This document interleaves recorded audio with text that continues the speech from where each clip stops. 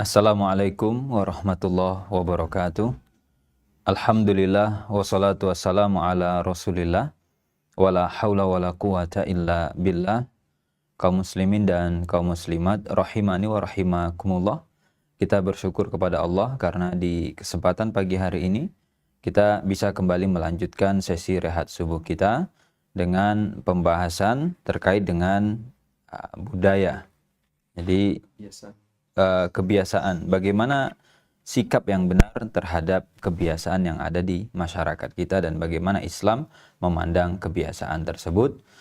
Dan kita sapa terlebih dahulu guru kita Ustaz Amin Nurbais. Assalamualaikum Ustaz. Waalaikumsalam warahmatullahi Sehat Ustaz ya? Alhamdulillah. Insyaallah. Sedang ngopi belum? Belum ini Ustaz. Belum. Mungkin selesai acara kita ngopi Ustaz. Masya Allah. Ini isinya ini. Nah ini Air kosong ini. Zam-zam mungkin Ustaz. Zam-zam. Baik Ustaz, ini sebelum kita masuk Ustaz ke masalah budaya atau kebiasaan Ustaz ya.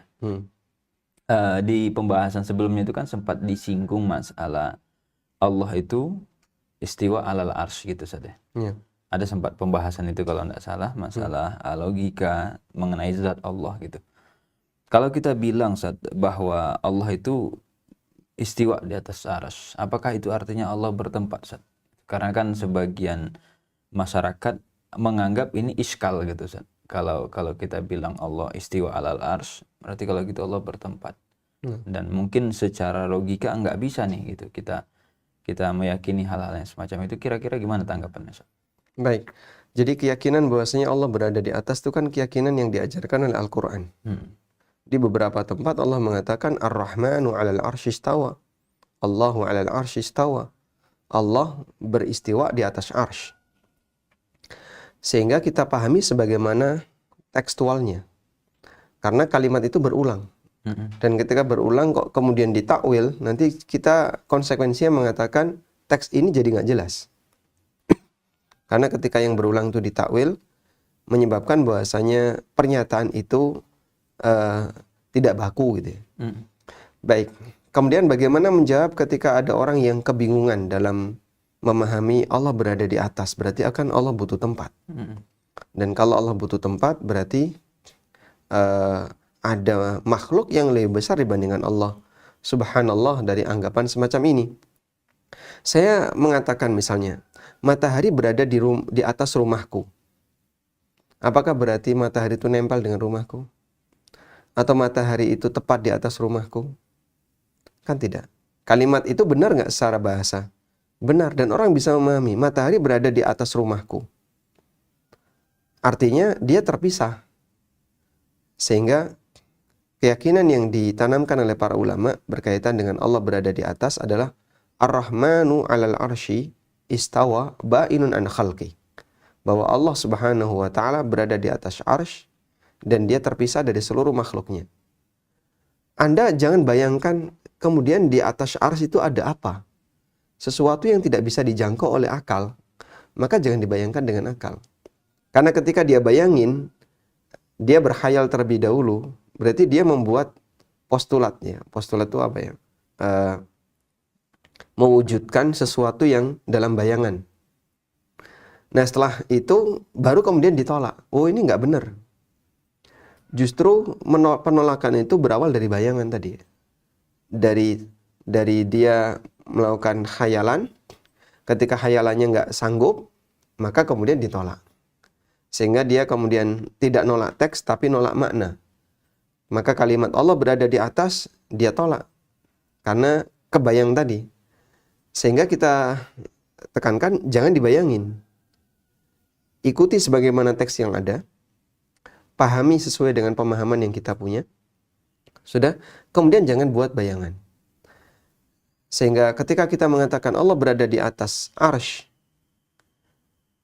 apakah kemudian Allah bertempat dan Allah nempel dengan arsy? Atau Allah butuh arsy? Kita punya kalimat yang semisal ketika kita mengatakan matahari berada di atas rumahku. Apakah berarti matahari nempel dan tepat berada di atas rumah, matahari butuh rumah? Kan tidak.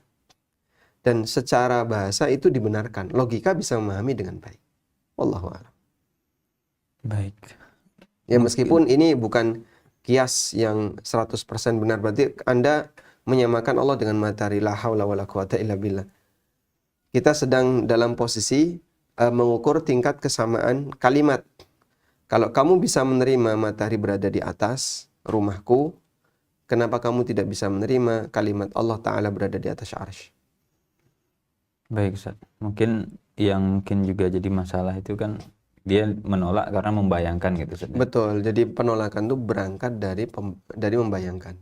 Nah, makanya ada yang tidak setuju juga Ustaz kalau kita bahas di mana Allah. Itu karena kalau bahas ini nanti muncul bayangan. Itu gimana Ustaz? Artinya coba ini nggak usah dibahas. Kan kami nggak bayang-bayangin. Ya. Gitu. Kalau jawabannya coba nggak usah dibahas. Terus di mana kita menaruh ayat-ayat Al-Quran yang demikian banyak menyebutkan Allah berada di atas? Di mana kita taruh sabda Nabi SAW ketika beliau bertanya kepada seorang budak, Aina Allah, di mana Allah? Lalu di mana kita menaruh keterangan yang menyampaikan bahasanya Allah Subhanahu wa Ta'ala berada di atas? Yang itu jumlahnya banyak sekali dalam Al-Quran maupun hadis Nabi SAW. Jadi ilmu itu dianulir ketika orang punya anggapan tidak baik dengan ilmu itu. Kalau ini bersumber dari Al-Quran dan hadis, kenapa Anda singkirkan? Seharusnya Anda terima dan Anda pelajari. Sama seperti ketika ada orang berpesannya, jangan dibahas masalah bid'ah. Kenapa nggak boleh dibahas? Yaitu sensitif. Dari sisi mana itu sensitif? Tidak ada banyak orang yang tersinggung. Nabi SAW menyampaikan itu dalam beberapa muqaddimah khutbah beliau. Kullu bid'atin dhalalah wa kullu dhalalatin finnar. Wa kullu dhalalatin finnar. Semua bid'ah itu sesat dan semua kesesatan di neraka. Itu kan muqaddimah khutbah. Bagian dari pengantar yang beliau sampaikan sebagai doktrin yang beliau sampaikan kepada para sahabat. Coba bayangin ketika Nabi SAW sedang menyampaikan khutbah seperti itu, terus kita angkat tangan, ya Rasulullah, jangan bahas masalah ini. Kenapa? Ada banyak yang tersinggung. Bayangkan coba, yang terjadi kira-kira gimana? Ya kita nggak berani Pak, di depan Nabi SAW ngomong kayak gitu.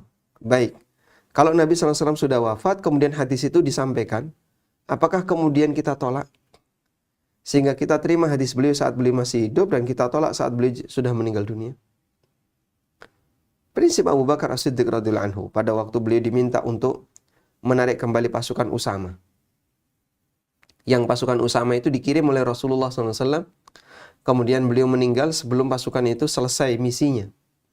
Maka Abu Bakar disarankan oleh para sahabat, tarik pasukan Usama. Karena Madinah dalam kondisi genting. Banyak orang yang murtad, banyak nabi palsu. Apa kata Abu Bakar radhiyallahu anhu? Aku tidak ingin mentaati Nabi SAW ketika beliau masih hidup. Thumma u'sihi maitan. Kemudian aku bermaksiat kepada beliau ketika beliau sudah meninggal. Sehingga beliau tetap komitmen untuk taat kepada Rasulullah SAW hayyan wa maita, baik ketika beliau masih hidup maupun sudah meninggal. Hal yang sama juga ketika kita menyikapi hadis Nabi SAW. Beliau bersabda demikian. Dan tentu kita tidak akan mengkritik atau protes saat beliau menyampaikan itu. Begitu beliau meninggal dunia, apakah kemudian sabda itu kita anulir? La haula wala quwata illa billah. Kita terima apapun ilmu dari syariat. Walaupun itu bisa jadi bertentangan dengan kebiasaan. Maka kebiasaan kita menyesuaikan ilmu itu, syariat itu, dan bukan syariat menyesuaikan kebiasaan kita. Nah, berarti mungkin yang perlu disetting ini, disetel ini isi kepala kita mungkin saja. Semuanya berangkat dari situ. Jadi kita beda akidah itu kan karena masalah isi kepala. Baik. Sehingga pasang ketunduan, taslim, itu berada di depan. Baru kemudian logika kamu bermain. Tapi kalau logika di depan, baru tunduknya di belakang, akhirnya orang jadi muter-muter di situ. Baik, Ustaz. Mungkin kita beralih sekarang, Ustaz, ke tema yang baru. Baik, ini kaitannya dengan kebiasaan juga, Ustaz.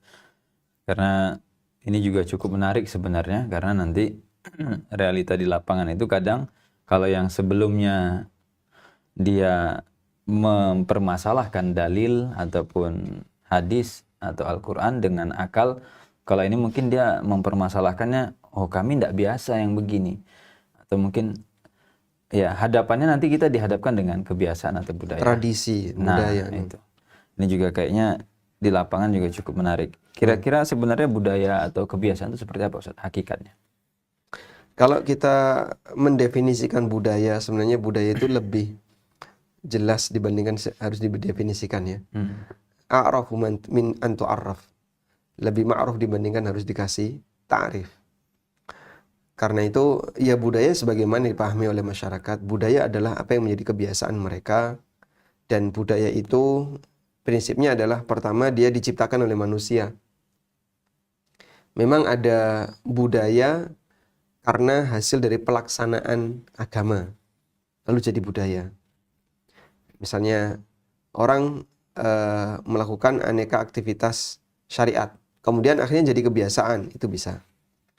Atau yang kedua, budaya itu murni ciptaan manusia. Dan ini yang kita maksud. Bagian ini yang kita maksud. Jadi ada orang yang atau masyarakat membuat kebiasaan tertentu, akhirnya itu jadi kebiasaan turun-temurun, jadi budaya. Bagian ini yang kita maksud. Kemudian yang kedua, budaya itu memungkinkan sesuatu yang baru. Ada sesuatu yang baru. Artinya manusia bisa menciptakan budaya baru.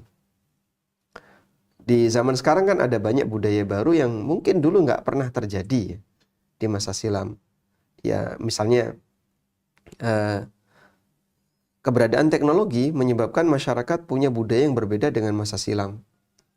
Kayak budaya belanja lewat online, kemudian ada hari-hari tambahan ya, Harbolnas ya, hari Belanja bola online. nasional.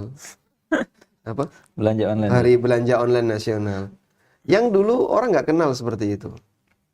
Kemudian ada apa lagi misalnya? Meeting online, Ustaz. Meeting online. Jadi ada banyak kebiasaan baru yang muncul dan itu karena efek teknologi. Maka memungkinkan budaya itu berkembang karena keberadaan teknologi. Baik, Ustaz. Kita kan ini teladan kita Nabi, Ustaz ya. Sallallahu alaihi wasallam. Sallallahu alaihi wasallam. Nah, itu sebenarnya di zaman Nabi itu ada budaya nggak sih, Ustaz? Jadi kayak kalau kita lihat, oh di zaman Nabi itu ternyata ada budaya, ada kebiasaan. Nah nanti kan Nabi itu istilahnya panutan kita. Nah, gimana Nabi nyikapi budaya tadi atau kebiasaan-kebiasaan di kampung beliau gitu. Kita kan setiap kampung itu punya kebiasaan gitu.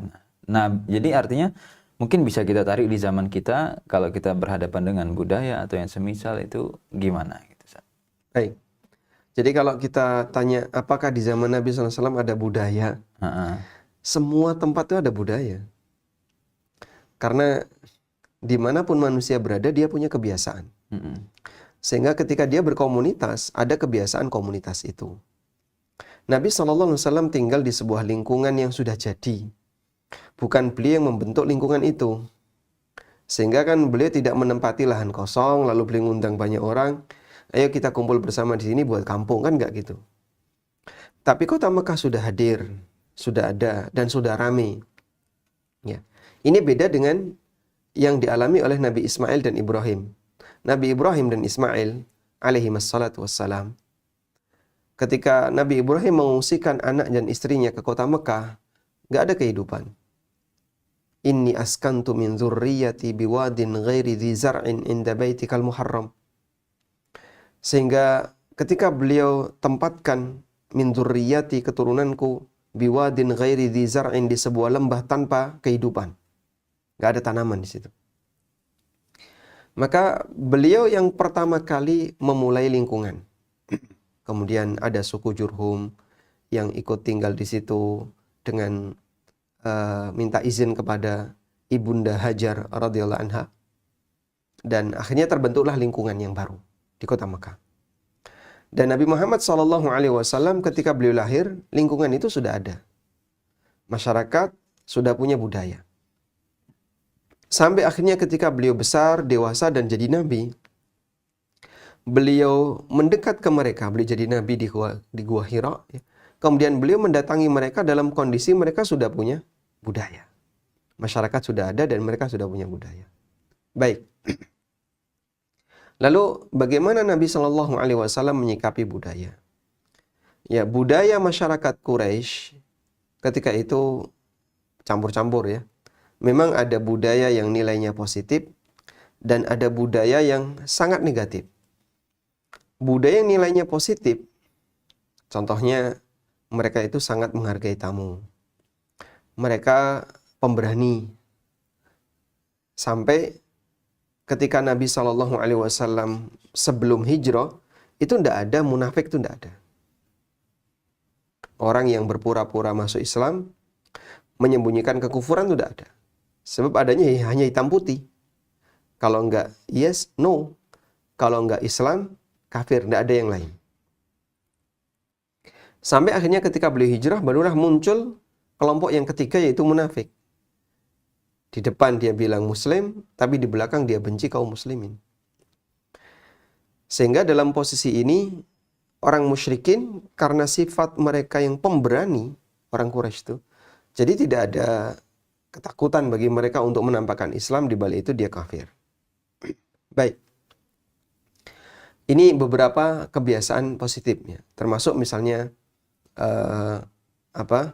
dermawan. Banyak di antara orang-orang Quraisy yang dikenal dengan kedermawanannya. Lalu ada juga budaya yang nilainya negatif, mengubur anak perempuan, ya. Kemudian budaya zina, budaya minum khamr yang terjadi di kalangan masyarakat, sampai pada tingkatan jual beli manusia merdeka, yang bukan budak. Kalau budak kan didapatkan dari hasil perang, kalau ini merdeka. Sehingga orang karena tidak bisa bayar utang, akhirnya dia menjual dirinya sendiri. Dan kemudian dia jadi budak. Dan masih banyak budaya-budaya yang lainnya yang itu mewarnai kota Mekah. Begitu Islam datang, karena Nabi SAW itu datang membawa syariat, maka beliau SAW mengatur itu semuanya, menata ulang, sehingga yang positif dipertahankan, yang negatif diperbaiki. Allah Subhanahu wa Ta'ala jadikan ini sebagai bentuk islah, perbaikan di muka bumi. Maka Allah Subhanahu wa Ta'ala katakan, wala tufsidu fil ardi ba'da islahiha. Jangan kau melakukan perbuatan merusak di muka bumi setelah Allah memperbaikinya. Memperbaikinya dengan apa? Kata Abu Bakar Ibn Ayyash rahimahullah, Allah memperbaiki bumi dengan diutusnya para nabi. Dan Nabi Muhammad SAW ada di dalam bagian itu, beliau memperbaiki tatanan sosial masyarakat ketika beliau diutus oleh Allah Subhanahu wa Ta'ala. Nah, ini Ustaz, kalau bicara tadi Nabi datang bawa syariat gitu ya, apa respon tokoh masyarakat atau para tetua gitu kan? Biasanya kalau di masyarakat yang pegang kunci budaya itu ya, atau kebiasaan kan, paling nggak mereka ngerespon ini terhadap sesuatu. Oh, nggak bisa gitu, apalagi mereka para senior gitu ya. Kira-kira apa respon tokoh-tokoh Mekah saat itu, ketika Nabi datang? kalau kita baca Al-Quran ya, Allah Subhanahu wa Ta'ala menyebutkan bahwa di antara titik sengketa, tidak hanya Nabi Muhammad SAW, termasuk para nabi sebelumnya, di antara titik sengketa antara para nabi dengan masyarakat kafir yang tidak menerima beliau, dengan tidak menerima kehadiran Nabi ini, adalah masalah menyikapi budaya. Saya tegaskan karena ini disebutkan dalam banyak ayat di Al-Quran. Di antaranya yang cukup jelas adalah disebutkan di surat Az-Zukhruf ayat 23. Di buku ada ya, di halaman 297. Allah Subhanahu wa Ta'ala berfirman, "Wa kadzalika ma arsalna min qablika fi qaryatin min nadhir." Demikianlah, tidaklah kami mengutus min qablika, sebelum kamu, fi qaryatin min nadhir, seorang utusan dalam fi qaryah, di sebuah komunitas masyarakat, di kampung atau di kota, illa qala mutrafuha, maka para pemimpin mereka, orang-orang yang punya status sosial di kalangan mereka, akan mengatakan, inna wajadna aba'ana ala ummatin wa inna ala atharihim muqtadun. Kami telah menjumpai leluhur kami ala ummatin, sudah mengikuti ajaran tertentu, budaya. Leluhur kami sudah punya budaya. Wa inna ala atharihim muqtadun. Dan kami mengikuti budaya mereka. Jadi saat para nabi, karena di sini Allah Subhanahu wa Ta'ala tidak hanya menceritakan Nabi Muhammad SAW, Tapi Allah katakan, semua Rasul yang Allah utus sebelum kamu, wahai Muhammad, min qablik, sebelum kamu. Sehingga itu sudah menjadi sejarah para nabi sejak masa silam. Yang itu akan terus berulang sampai titik ini. Sampai detik saat ini, terus berulang bahwa siapapun yang diutus oleh Allah Subhanahu wa Ta'ala, kemudian itu berlawanan dengan budaya mereka, maka kepala suku, pemuka kaum, mereka mengatakan, kami sudah punya leluhur dan leluhur kami menganut ajaran tertentu dan kami mengikuti ajaran leluhur.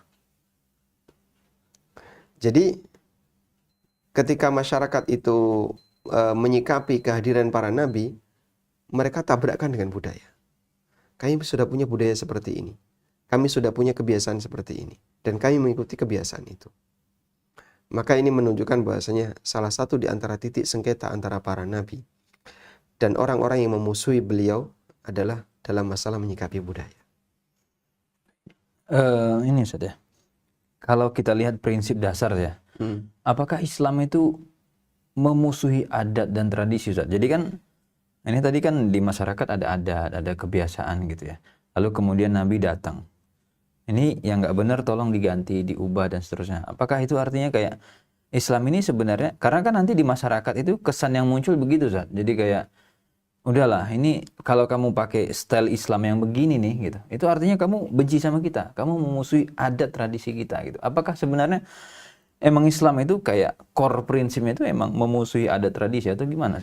Kalau saya melihat yang terjadi justru sebaliknya. Para penggiat budaya itu memusuhi seluruh Islam. Sedangkan syariat Islam tidak memusuhi seluruh budaya. Maka para penggiat budaya berkaitan dengan masalah agama itu sensitif sekali dia. Yang beraroma Islami itu Masya Allah sudah dianggap ini menakutkan, ini nanti adalah bibit radikal, ini akan mengubah budaya dan seterusnya. Tapi ini tidak berlaku sebaliknya. Coba lihat, Islam ketika datang, apakah budaya itu dimusuhi 100%? Tidak. Ada banyak sekali budaya yang justru dipertahankan dalam Islam. Begitu Nabi SAW datang, tidak semua budaya itu diubah. Budaya yang menyimpang yang diubah. Membunuh anak perempuan. Coba, dengan standar budaya mana perbuatan ini dibenarkan? Selain budayanya orang Quraisy ketika itu. Karena bagi mereka kehadiran anak perempuan itu memalukan. Jadi beban bagi orang tua. Dan ini juga nanti tidak menguntungkan bagi keluarga. Kalau perang malah jadi beban. Dan seterusnya. Akhirnya bagi mereka kehadiran anak perempuan itu, ya bahasa kita, takdir buruk. Sehingga daripada nanti ini ditunggu besar, mending dihabisi dari sekarang. Dan wa'dul banat, karena itu sudah jadi budaya. Sampai berkali-kali disinggung dalam Al-Quran, Allah Subhanahu wa Ta'ala mengatakan, wa idzal mau'udatu su'ilat bi ayyi dzambin qutilat. Apabila anak-anak perempuan yang dibunuh hidup-hidup, yang dikubur hidup-hidup itu akan ditanya oleh Allah. Bi ayyi dzambin qutilat. Dengan alasan apa mereka dibunuh? Dan Allah Subhanahu wa Ta'ala juga mengatakan, wa idza busyira ahaduhum bil untha dhalla wajhuhu muswaddan wa huwa kadhim. Kalau mereka mendengar kabar istrinya melahirkan anak perempuan, dhalla wajhuhu muswaddan, mukanya langsung berubah hitam. Wa huwa kadhim, menahan emosi. Ada kebencian yang muncul saat mereka punya anak perempuan. Dan itu budaya. Ketika Nabi SAW datang, ini diingkari. Andaikan ini bertahan sampai sekarang, coba masyarakat mana yang menyetujuinya? Kita nggak bakalan menjumpai. Baik, Islam hadir melawan budaya ini. Apakah kemudian Islam disalahkan? Itu memperbaiki. Dan turunannya masih banyak. Budaya-budaya yang menyimpang di masyarakat. Kesyirikan itu budaya menyimpang. Karena syirik itu nggak sesuai dengan logika. Sayangi akalmu dengan tinggalkan syirik. Karena semua perbuatan kesyirikan itu nggak sayang sama akalnya. Sebagai contoh misalnya, ada orang punya keyakinan sial. Misalnya, Selasa Pahing itu hari sial. Masya Allah Pak. sayangi akalmu. Apa hubungannya hari Selasa Pahing dengan nasib sial? Akalmu di mana? Sehingga perbuatan kesyirikan itu semuanya adalah orang yang melakukan praktik perbuatan kesyirikan itu nggak pakai akal. Dan Islam menjaga akal. Sehingga perbuatan ini dihilangkan. Karena ini tidak masuk akal. Di samping itu, syirik bertentangan dengan agama. Karena perbuatan kesyirikan dan aneka ajaran paganisme itu adalah perbuatan yang paling anti dengan syariat Islam. Makanya syirik juga bertentangan dengan agama, sebagaimana syirik juga bertentangan dengan logika. Wallahu a'lam. Baik, berarti kalau bisa disimpulkan sebenarnya Islam tidak memusuhi adat tradisi seutuhnya. Ini salah paham ya. Yang saya lihat justru sebaliknya. Para pecandu budaya, dikit-dikit dia bicara budaya, itu justru melawan Islam 100%. Anti sekali. Melihat suasana Islam itu mereka nggak suka. Sampai pada titik tertentu mereka nggak senang dengar adzan. Mereka nggak senang lihat orang berjilbab, tuh nggak senang. Kebencian muncul dalam hatinya. Padahal kami tidak menyikapi yang sama kepada mereka. Sehingga pada waktu ada tradisi dan budaya di masyarakat, dakwah datang, itu kan tidak semuanya dihapus. Bagian yang menyimpang yang disingkirkan. Mohon maaf, yang bagian ini tidak boleh. Kenapa? Judi ini. Tapi kami sudah jadi tradisi. Sabung ayam di sebagian tempat itu budaya. Nah. Baik, Ustaz. Ini kita mau lanjut atau ke diskusi? Satu Gimana? lagi. Ini sesuai dengan komando dari tim. Gimana, Kru? Kita mungkin karena ini pembahasan berikutnya agak perincian panjang, Ustaz ya, mengenai Nah, di buku budaya. saya sebutkan nih salah satu contoh Nabi SAW mendukung kebiasaan baik orang Quraisy ketika mereka berkumpul di mana? Setelah peristiwa perang Fijar ya. Kemudian ada Bani Hashim, Bani Muttalib, Bani Asad bin Abdul Uzza, Bani Zuhrah bin Kilab.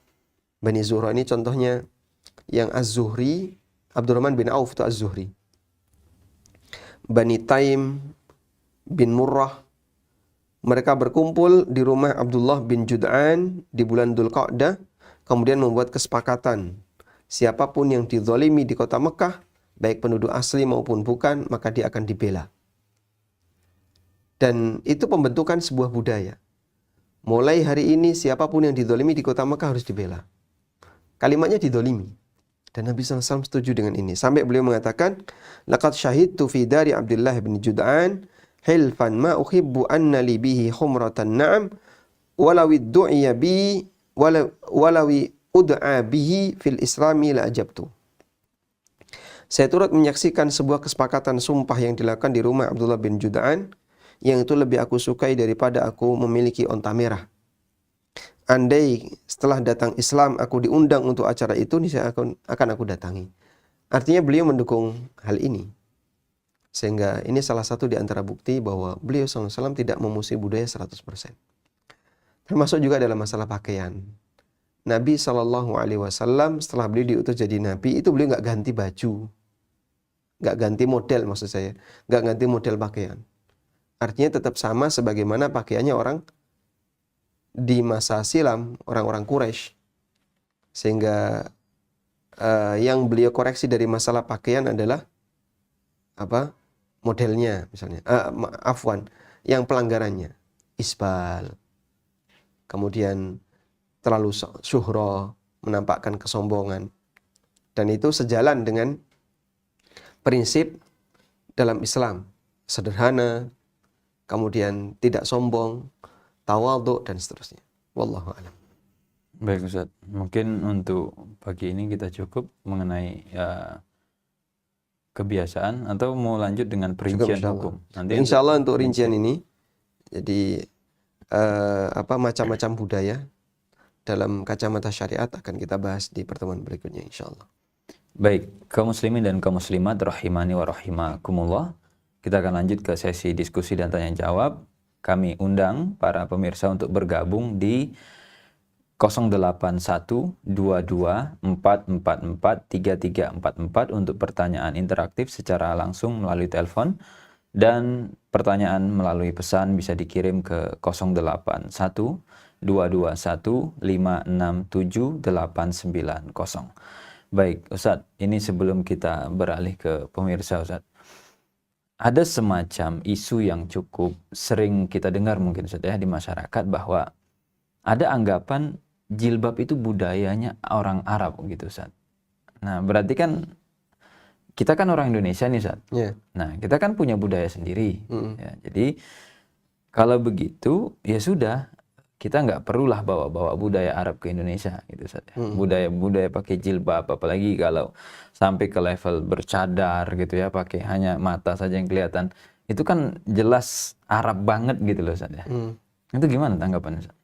Kalau disebut bahwasanya jilbab itu budaya Arab, kira-kira istrinya Abu Jahal itu berjilbab nggak? Nah, itu kurang tahu Ustaz. Istrinya Umayyah bin Khalaf, kemudian istrinya siapa lagi yang diceritakan dalam sejarah wanita-wanita Arab yang memusuhi Nabi SAW?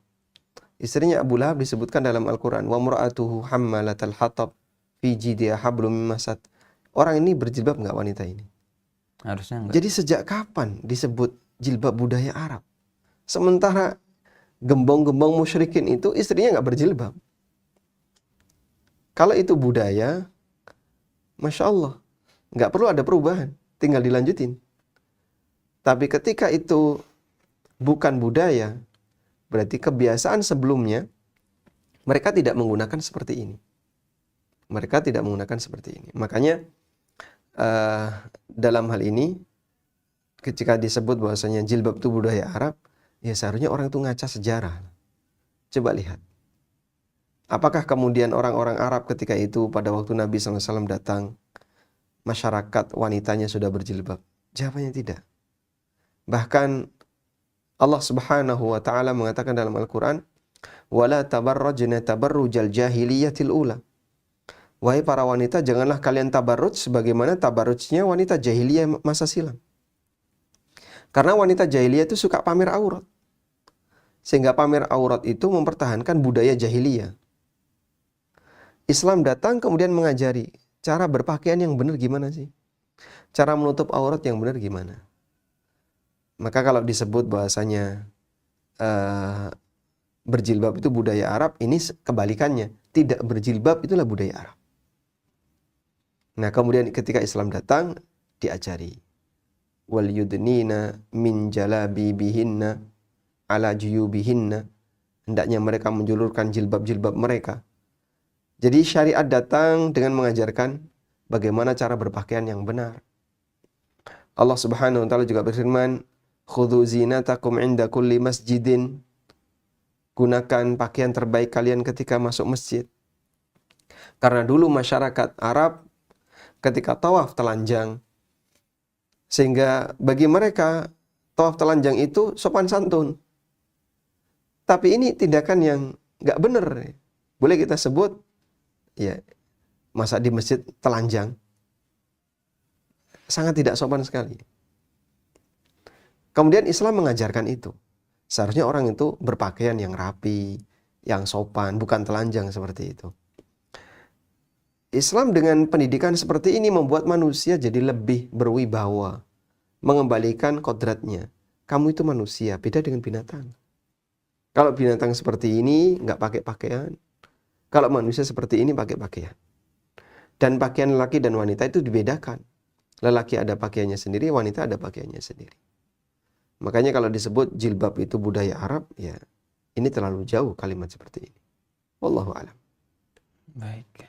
Mungkin nggak tahu budaya atau gimana, nggak tahu sejarah atau gimana Ustaz ya? Mungkin dia nggak baca sejarah atau karena terlalu kuat dorongan emosinya ya. Jadi keluar kalimat seperti ini. Baik. Kita mungkin coba sapa dulu Ustaz ke pemirsa. Baik, silakan coba. Assalamualaikum Ustaz. Saat ini Islam sering diidentikan dengan budaya Arab dari cara pakaian maupun kebiasaan. Nah, bagaimana cara mengubah pandangan orang-orang seperti itu agar Islam lebih bisa diterima? Nah, ini sebenarnya ngelanjutin diskusi ini tadi. Waalaikumsalam warahmatullahi wabarakatuh. Islam ketika datang pertama kali ditolak oleh orang Arab. Itu gimana jawabnya ya? Sehingga kalau tadi kekhawatirannya adalah masyarakat kita menolak Islam dengan alasan ini identik dengan budaya Arab. Padahal waktu Islam datang itu ditolak oleh masyarakat Arab. Nabi SAW ketika di Mekah, kita tahu sejarahnya ya. Pada waktu beliau masih sendirian, kemudian mengajak beberapa orang terdekat, hanya ada beberapa orang yang masuk Islam. Dalam posisi serba ditekan. Ketika beliau tampilkan dakwah itu di permukaan. Sehingga di awal datangnya Islam, masyarakat Arab tidak mau menerima. Beliau datang ke Taif dilempari batu. Kemudian beliau pindah ke suku yang lain. Banyak suku yang gak mau untuk menerima. Karena mereka takut. Kalau kami mendukung Muhammad, nanti kami digeruduk sama orang musyrikin. Mereka ketakutan. Sampai ketika Nabi SAW hijrah ke Madinah, dan beliau sudah punya kekuatan di Madinah, itu kan banyak orang yang berdatangan untuk belajar Islam di Madinah. Ada salah satu di antara mereka yang baru berani datang ke kota Madinah jika bulan haram.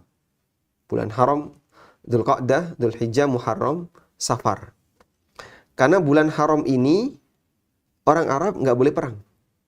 Sehingga suku ini tidak berani untuk datang ke kota Madinah. Sebab kalau berangkat di luar bulan haram akan dihadang oleh orang-orang musyrikin.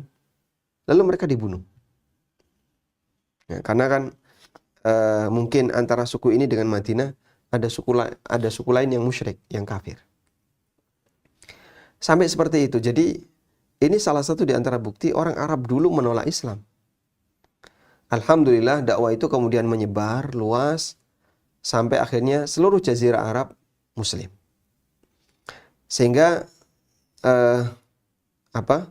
kalau disebut bahwasanya Islam itu bertentangan dengan budaya atau Islam itu identik dengan budaya Arab, ini aneh. Memang nabimu dari Arab. Tapi kalau nabi itu dari Arab, masa kamu protes? Sudahlah, kita buat perhitungan kayak gini aja ya. Baik, kalau Islam itu identik dengan budaya Arab, berarti kalau Allah mengutus Nabi, itu lebih tepat di mana? Kamu cari tempat. Kamu tentukan tempat. Ya seharusnya di Eropa, Pak. Baik, Nabi diutus dari Eropa. Nah, nanti ketika Nabi diutus dari Eropa, ajaran itu sampai ke Indonesia. Orang kan komentar. Apa komentarnya? Ya, itu untuk orang Eropa ya. Nabi identik dengan budaya Eropa. Ada nggak cocok Eropa? Kita ganti. Mau benua yang mana? Afrika. Sudah? Ketika Nabi dari Afrika, ajarannya sampai ke Indonesia, Anda akan komentar yang sama. Maka sebenarnya yang dikomentari yang mana? Budayanya, budaya Arabnya, atau nabinya?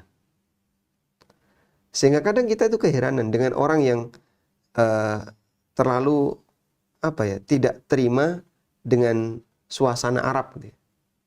Dengan tuduhan ini semuanya kok ke Arab-Araban, nabinya dari Arab, Al-Qur'annya berbahasa Arab, dan seterusnya.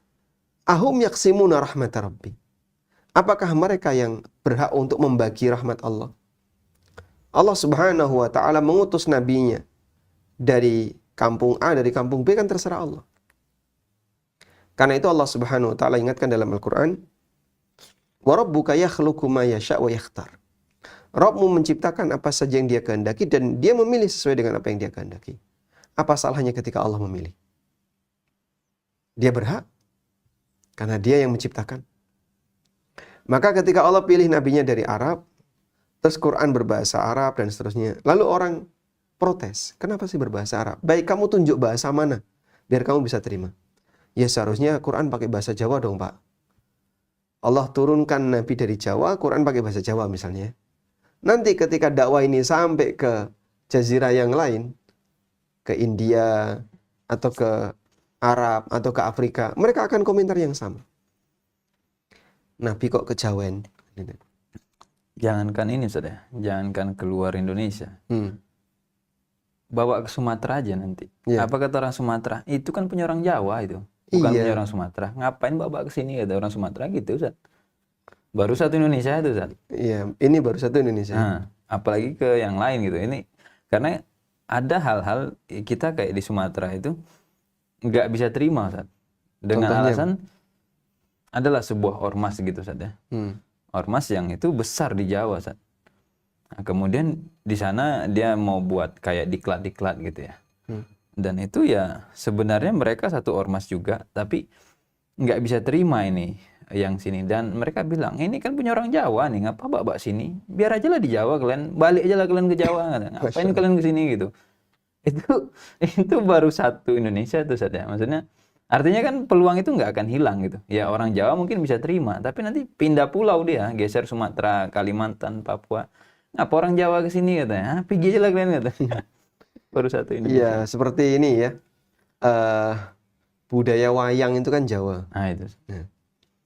Nah, ketika Islam itu dibawa ke suasana wayang, sehingga masjidnya desain wayang, terus semua desain berbau wayang ya, itu dibawa ke pulau yang lain, mereka nggak terima. Iya. Karena mereka merasa kami tidak punya budaya seperti ini. Hal yang sama ketika ada orang Padang dengan rumah apa? Rumah gadang. Rumah gadang ya, rumah tanduk. Ya. Rumahnya kan ya rumah Padang ya. Dibawa ke Jawa, orang Jawa belum bisa menerima dengan baik. Ya, inilah budaya. Jadi begini ya, bedakan antara syariat dengan budaya, itu penting. Syariat itu tidak berpihak kepada budaya. Karena itu Allah tegaskan bahwasanya Islam rahmatan lil alamin. Maka kalau Anda mengatakan Islam hanya untuk orang Arab, itu suudzon terhadap ayat ini. Islam bukan untuk orang Arab. Meskipun dia datang dari Arab.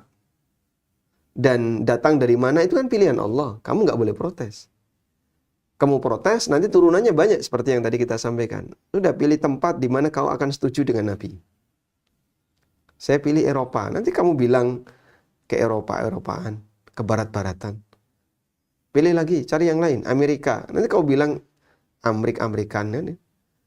Bingung jadinya. Makanya nggak ada standarnya kalau dikembalikan ke manusia. Allah menunjuk Rasul dan Allah memilih sesuai dengan apa yang Dia kehendaki. Wa rabbuka yakhluqu ma yasha'u yakhtar. Allah menciptakan apapun yang Dia kehendaki dan Dia memilih sesuai dengan apa yang Dia kehendaki. Wallahu a'lam. Baik, berarti kita nggak ada kewajiban untuk membuat dia ridho tadi, Ustaz ya. Tadi kan pertanyaannya gimana caranya biar dia Ya, ridho kalau gitu. dia nggak menerima itu urusan dia. Iya. Dan semuanya akan ada konsekuensinya. Baik, Ustaz. Kita coba beralih ke pertanyaan berikutnya, Ustaz. Assalamualaikum warahmatullahi wabarakatuh. Izin bertanya, Ustaz. Barakallahu fikum. Mau tanya, bagaimana caranya untuk menolak anjuran ya ikut sedekah atau bacaan apa? Bancaan. Bacanya bancaan bukan bancakan ya. Oh ya. Atau bancaan di kampung-kampung pada hari-hari tertentu seperti suruhan dan lain-lain. Berarti ini kebiasaan di masyarakat gitu ya. Nah, kemudian bagaimana hukum orang yang melaksanakan tahlilan dan tidak meyakini bahwa itu sebuah ibadah, tapi lebih kayak ya ini kebiasaan gitu ya. Nah, jazakumullahu khairan. Waalaikumsalam warahmatullahi wabarakatuh. Baik. Kita baru bisa membahas ini ketika kita sudah paham pembagian budaya. Karena tidak semua budaya itu dianggap miring ya.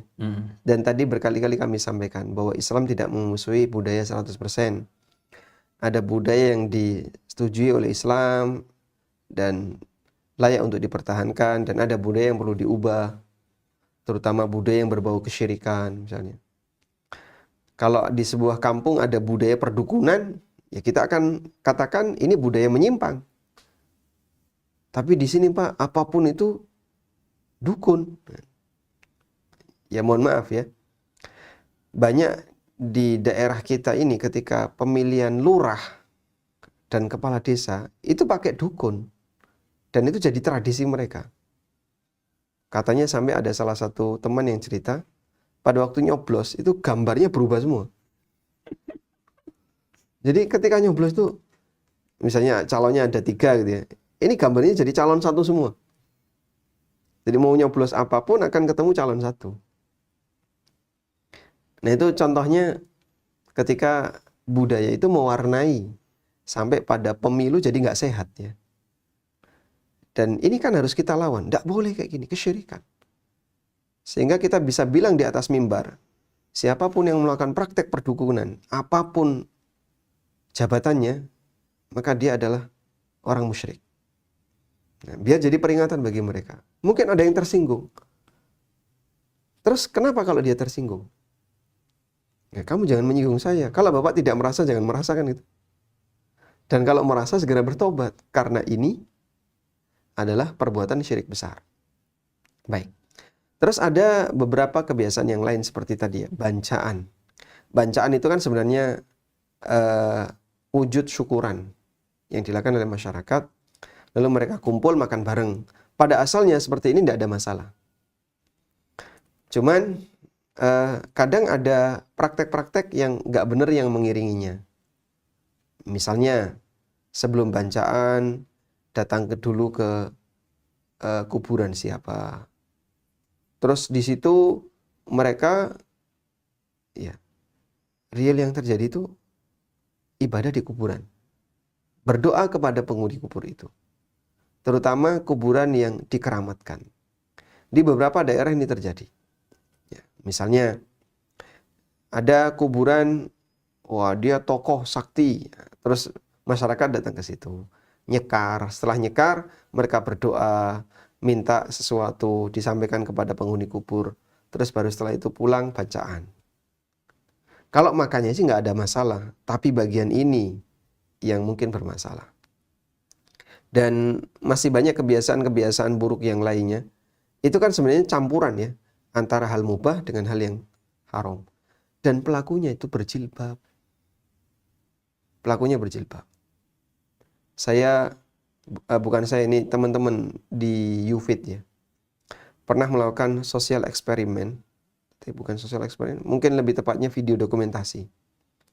Datang ke salah satu situs kesyirikan di Yogyakarta. Bawa kamera. Lalu karena nggak berani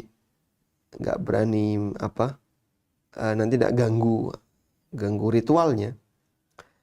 Jadi nyutingnya dari agak jauh, tapi di zoom gitu ya. Ada orang yang nyari keberkahan sebelum dia berdagang di situs kesyirikan itu. Dan ada juru kuncinya. Lalu juru kunci itu bakar-bakar minyak, terus dia nabuh-nabuh apa sambil baca-baca apa. Sudah selesai, terus dikasih sangu sama ibu-ibu. Nah, juru kuncinya pergi, nah ibu ini nyari keberkahan di situ. Ya, yang mereka cari adalah kembang kantil.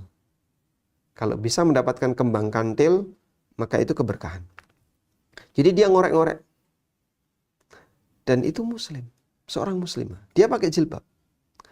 Akhirnya ketika selesai upacara itu, salah satu kru mendekat ke ibunya tadi. Ditanya dari mana? Oh, dari kabupaten ini. Salah satu kabupaten di Jawa Tengah. Ibu pekerjaannya apa? Ini. Beliau jualan tahu. Kalau tidak salah, jualan tahu. Masya Allah. Yang kayak gini, jadi tradisi sebagian masyarakat. Sehingga sebelum dia dagang, dia melakukan seperti ini. Ini yang kita kemudian perlu luruskan. Ini nggak benar. Minta keberkahan itu kepada Allah bukan dengan cara seperti ini. Baik. Jadi kadang kan diramu ya. Ada bagian mubah, ada bagian yang bermasalah. Itu digabung. Makanya ketika kita menolak bagian yang bermasalah, anggapan mereka nolak semuanya. Padahal tidak. Wallahu a'lam. Baik, ya mungkin tadi solusinya dia hanya datang pas yang mubah saja boleh gitu Ustaz ya. Kalau satu setnya tadi mungkin ada yang bermasalah, dia datang pas makan-makannya aja itu gimana? Kalau merekomendasikan, kami tidak merekomendasikan sama sekali ya. Artinya dalam satu rangkaian itu, ketika masih ada tindakan maksiat dan itu dosa besar bahkan kesyirikan, ya seharusnya kita mengambil sikap, mohon maaf kami tidak ikut sama sekali. Sampaikan kami tidak ikut sama sekali. Baik, untuk urusan budaya yang sifatnya mubah ikut, misalnya kerja bakti. Kerja bakti saya ikut. Terus bersih-bersih masjid saya ikut. Pas hari raya kurban ikut terlibat. Jadi di bagian tertentu dia tidak ketinggalan, tapi mungkin bagian ini dia nggak ikut. Nah. Baik Ustaz. Kita lanjut Ustaz ke pertanyaan berikutnya. Bismillah, Ustaz, ana izin bertanya. Tadi malam ada acara kenduri pesta di kampung. Acaranya pakai sesajen dan jajanan pasar dan sebagainya, yang mana disembahkan untuk jin kampung, penguasa daratan dan lautan. Lalu yang bawa doanya imam di masjid. Apakah masih boleh sholat di belakang imam tersebut Ustaz? Di kampung, ana cuman ada 2 masjid dan imamnya semua ikut kenduri. Dan ketika saya minta suami untuk menghindari, suami bilang tidak bisa. Lalu apakah lebih baik bagi saya pindah rumah saja? Syukran jazakumullah khairan. Masya Allah. Masya Allah. Baik. Dia ngirim sesajen untuk jin. Apa hukumnya kayak gini? Syirik. Syirik. Sajen untuk jin itu syirik. Ya meskipun sajen itu tidak dalam bentuk sembelihan. Mungkin bisa jadi sajennya hanya buah-buahan. Tapi apapun yang namanya sajen, sesajian untuk makhluk, untuk selain Allah Subhanahu wa taala adalah kesyirikan. Baik. Allah Subhanahu wa taala berfirman, "Watlu 'alaihim naba' abnai Adam idh qarraba qurbanan watlu 'alaihim naba' abnai Adam bil haqqi idh qarraba qurbanan fataqabbala min ahadihima wa lam yutaqabbal min al-akhar." Ceritakan kepada mereka tentang 2 putra Adam yang bil haqqi dengan benar. Idh qarraba qurbanan, ketika keduanya melakukan praktek kurban. Jadi yang dimaksud di sini adalah mereka melakukan sesajian. Nah, riwayat yang terkenal tentang ini itu kan Qabil Habil ya.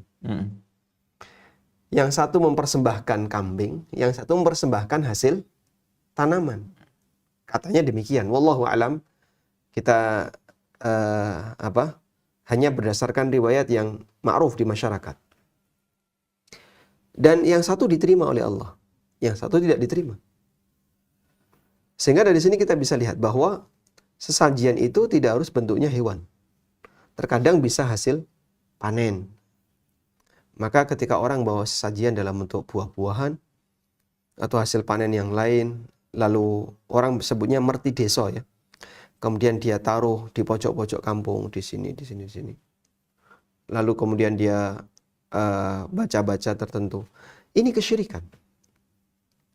Nah, dalam praktek itu memang ada 2 jenis manusia. Ada yang dia sebagai pemimpinnya dan ada yang hanya ikut-ikutan. Tapi apapun itu masuk dalam lingkaran tadi. Semuanya nggak boleh. Baik. Kemudian kalau pemimpinnya yang tadi disebut sebagai imam masjid, ternyata dia terlibat secara aktif, terlibat aktif. Sampai dia yang berdoa, mungkin dia yang manggil jin itu. Kita nggak tahu ya ritualnya kayak gimana. Yang jelas di sini cuma disebutkan sajian dan ada jajan pasar. Ya yang saya pahami, kalau memang imam masjid ini terlibat aktif di situ, berarti dia gembongnya, bagian dari gembong kesyirikan. Ya artinya sholat di belakangnya sebaiknya dihindari. Ya meskipun dia dekat dengan agama, tapi dalam hal yang sama dia ternyata dekat dengan kesyirikan. Sehingga orang musyrik tidak boleh untuk jadi imam masjid. Tayyib. Nah, Anda akan berhadapan dengan kondisi ini di kampung, dan ketika menghindar, resikonya dianggap sebagai orang yang anti budaya. Padahal sebenarnya yang kita inginkan adalah jangan ada tradisi kesyirikan. Sajen kepada jin dan seterusnya, kalau itu dibuang, lalu orang makan bersama di masjid atau apa, kemudian ada pengajian, insya Allah lebih bagus. Tapi mengubah itu butuh effort yang besar, dan mungkin barangkali Anda tidak berada di posisi yang punya wewenang di sana. Baik. Ya, kita hanya bisa sarankan jika tidak memungkinkan untuk tinggal di tempat seperti ini, Anda bisa pindah ke tempat yang lain. Karena di masyarakat kita, tidak ikut itu sama dengan anti. Ya. Tidak ikut itu sama dengan Anti. Kenapa nggak ikut? Oh, dituduh ini anti budaya.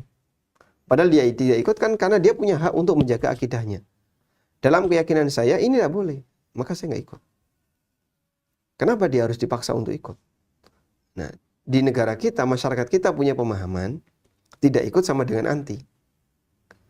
Sehingga kalau ketika kita tinggal di sebuah daerah, lalu di daerah itu ada praktek kesyirikan, sebagai konsekuensi karena kita punya iman, kita kan tidak boleh ikut. Sebab kita punya keyakinan yang ini bertentangan dengan keyakinan kita. Ketika kita nggak ikut, kan masyarakat nggak mau tahu. Ini dianggap melawan.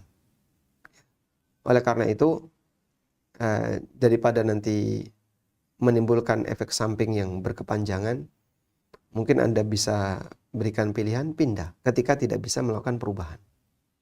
Tapi kalau bisa mengubah tahap demi tahap, agar kemudian masyarakat jadi sadar kalau seperti ini tidak boleh, itu insya Allah lebih bagus. Di sebagian daerah ada banyak yang berubah. Informasi, saya pernah dapat sebuah kampung, di sini mas dulu banyak sajen, sekarang bersih, alhamdulillah. Dan di Jogja ini nggak seragam, ada sebagian kampung yang tradisi sajen itu masih bertahan. Dan masih banyak kampung yang, ada banyak kampung yang dia sudah meninggalkannya. Dan seperti itu sejalan dengan keberadaan dakwah mengajarkan manusia untuk kembali kepada fitrah dia sebagai orang yang tidak kenal dengan kesyirikan. Wallahu a'lam.